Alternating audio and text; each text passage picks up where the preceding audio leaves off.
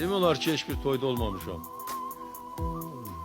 Həyatım belə gətiribdi. Gənc vaxtlarında da bəlkə olmuşam, amma sonra devlət işləri ilə məşğul olduğuma görə toy mərasimlərinə getməyə imkanım olmayıbdır.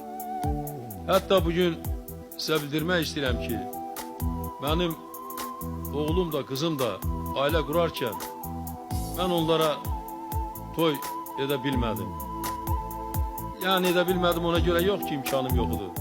Ancaq mənim iş şəraitim elə idi ki, mən hesab edirdim ki, onlar elə toysuz da öz ailələrini qurub xoşbaxt ola bilərlər. Belə bir toy mərasimində, burada, bu çadır şəhərciyində bizim soydaşlarımız ağır şəraitdə yaşayan bir yerdə olan toya şübhəsiz ki, mən çox böyük həvəslə, istəklə gəlmişəm.